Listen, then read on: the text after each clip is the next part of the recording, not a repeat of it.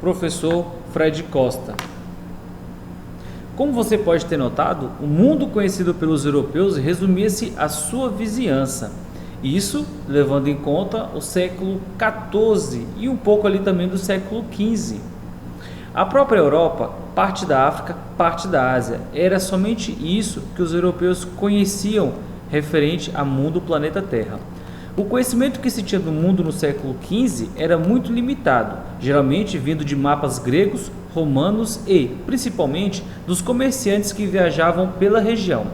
A maioria dos europeus pouco sabia sobre o Extremo Oriente e a pouca informação que chegava era baseada nos relatos dos viajantes, de forma imprecisa e repleta de elementos fantásticos, fantasiosos também.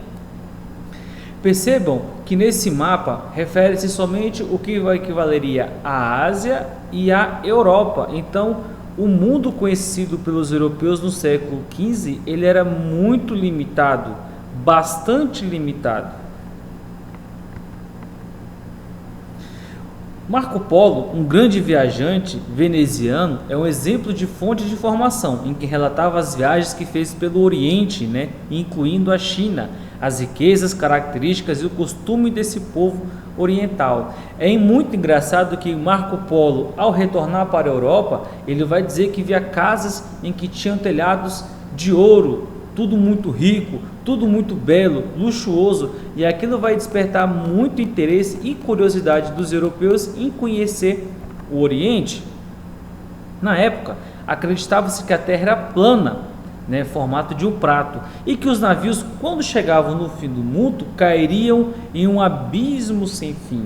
E por muito tempo isso vai atrasar com que vários povos europeus se aventurassem ao mar, com medo de que a Terra fosse plana e isso acontecesse. Sem falar também que tinha muita história do mar tenebroso, monstros marinhos, cobras e peixes gigantes, locais onde haviam terras em que haviam pessoas com cabeça de cachorro, homens de uma perna só.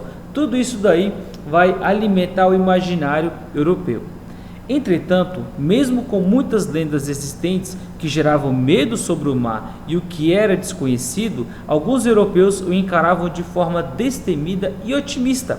Nos mares estava a oportunidade de encontrar novos mundos, instigando a aventura e a busca por uma vida melhor. Então, é justamente essa necessidade de navegar, de conhecer o desconhecido, é que vai fazer com que os povos europeus passem a se aventurar aos mares. Até o século XV, o Oceano Atlântico era um obstáculo intransponível, mas os europeus começaram a se lançar nele em busca de novas rotas marítimas que os levassem a novas possibilidades e às riquezas existentes no Oriente, relatada pelos viajantes. É muito interessante aqui também notar que o caminho por vezes feito por terra havia sido fechado quando os muçulmanos invadiram Constantinopla, e o mercado exercido até então pelos italianos tornava o produto muito mais caro. O desbravamento do Atlântico foi uma alternativa encontrada por portugueses e espanhóis, uma vez que as rotas comerciais por onde eram trazidas essas riquezas, controladas por comerciantes e mercadores árabes, se tornava tudo muito caro, como observei anteriormente. E aí vocês podem analisar através dessas imagens, dessas linhas vermelhas e azuis. Então, não consta aí nesse mapa nem Espanha e Portugal. Então, eles vão buscar novas rotas diferentes dessas exercidas pelos genoveses e venezianos e comerciantes árabes. Nessa época, as viagens marítimas eram arriscadas e longas demais, o que terminava exigindo grande quantidade de recursos materiais.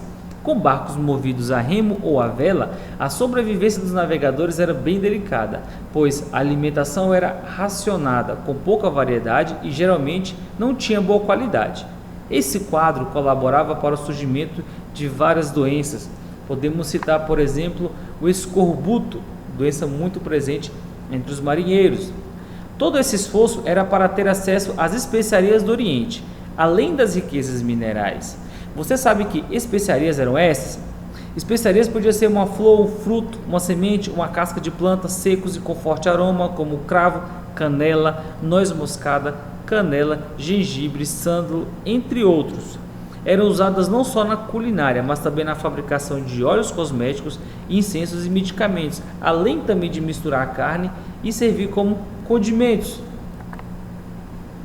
Além do acesso às especiarias e aos metais preciosos, a expansão marítima, as grandes navegações, foi norteada por conquista de mais terras, conquistas de fiéis para a Igreja Católica e conquista de mercados consumidores, que era produzido na Europa.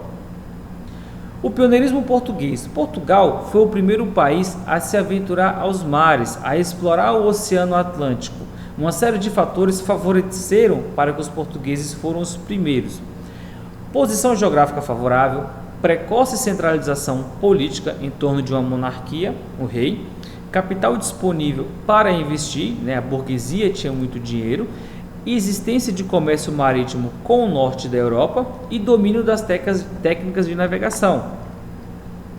Quanto ao domínio das técnicas de navegação, podemos destacar a importância da Escola de Sagres, um centro de estudo náutico que reunia geógrafos, cartógrafos, matemáticos, astrônomos, navegadores e construtores que desenvolveram e aperfeiçoaram instrumentos náuticos, bússola e balestilha, mapas, embarcações e estudos sobre navegação. Isso tudo possibilitou que os portugueses pudessem navegar cada vez mais longe do litoral. Foram as tecnologias desenvolvidas por eles. Também temos que destacar a navegação espanhola. A Espanha foi a segunda a iniciar no empreendimento das navegações. Seu atraso devia-se à finalização do processo de expulsão dos muçulmanos de seu território, que chama-se de Reconquista. Incapacitada momentaneamente em dar a largada nas expedições marítimas, a corte espanhola decidiu contratar navegadores em seu nome, como por exemplo Cristóvão Colombo. Trocas culturais. A expansão marítima e comercial possibilitou aos europeus o conhecimento de novos continentes, novos povos e novas culturas. O comércio com o Oriente, sociedade extremamente diferente da europeia, promoveu intensa troca não só de mercadorias, mas também de costumes e hábitos. Fez o homem ampliar a visão e olhar fora do seu próprio mundo, daquele mundo europeu. É notável a mudança na alimentação do europeu, com a inclusão da batata, milho, mandioca e tomate, por exemplo, produtos dos quais usufruímos até hoje, e sem falar também na chegada do europeu até a América, o que convém se chamar Novo Mundo. Por enquanto é só e até breve.